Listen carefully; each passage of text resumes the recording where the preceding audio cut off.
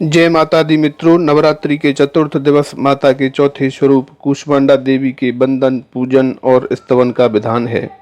माता कूष्मांडा देवी की पूजा अचंचल और पवित्र मन से करनी चाहिए। इससे भक्तों के रोगों और शोकों का नाश होता है तथा उसे आयु, यश, बल और आरोग्य प्राप्त होता है। माता कूष्मांडा अति अल्प सेवा और भक्ति से ही प्रसन्न हो जाती हैं और भक्तों को आशीर्वाद प्रदान करती हैं। सच्चे मन से पूजा आराधना करने वाले भक्तों को सुगमता से परम पद की प्राप्ति होती है।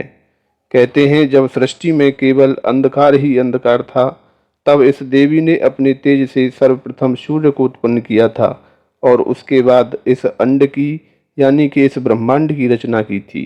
इसी कारण उन्हें कूष्मांडा कहा जाता है। सृष्टि की उत्पत्ति करने के कारण इन्हें सृष्टि की आदि स्वरूपा या आदि शक्ति के नाम से भी पुकारा जाता है। मित्रों, इस देवी का वाहन सिंह है और इन्हें कुम्हड़े की बलि प्रिय है।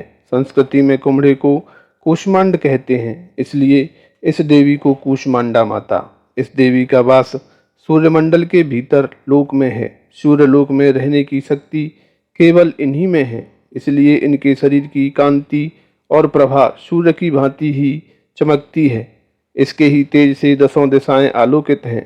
ब्रह्मांड की सभी वस्तुओं और प्राणियों में इन्हीं का तेज व्याप्त है। माता कूष्मांडा की 8 भुजाएं हैं, इसलिए इन्हें अष्टभुजा देवी के नाम से जानते हैं। इनके 7 हाथों में क्रमशः कमंडल, धनुष, बाण, कमल पुष्प, अमृतपूर्ण कलश, चक्र तथा गदा हैं और 8वें हाथ में सभी सिद्धियों और निधियों को देने वाली जपमाला है। मित्रों, माता की पूजा विधि इस प्रकार है कि सुबह ब्रह्म मुहूर्त में उठकर स्नान आदि से निवृत्त होकर सूर्य देव को जल चढ़ाएं।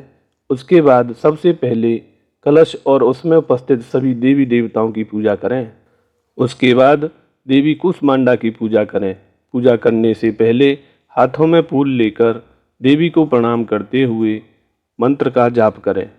देवी का मंत्र इस प्रकार है: सुरा संपूर्ण कलशम रुद्राप्लुतमेव च दधाना हस्तपद्याभ्याम कूष्मांडा शुभदास्तु मे। इसके बाद देवी के कवच और दुर्गा सप्तशती का पाठ करना चाहिए और उसके बाद आरती करें।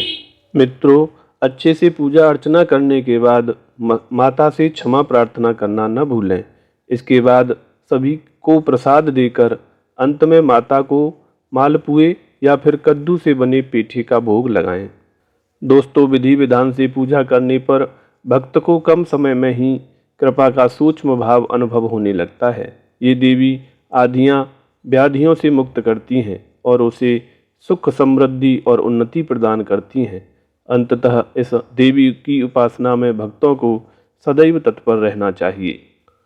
मित्रों, आशा है आपको पूजा विधि और कथा समझ आ गई होगी। वीडियो को लाइक और शेयर करना न भूलिएगा। जय माता दी।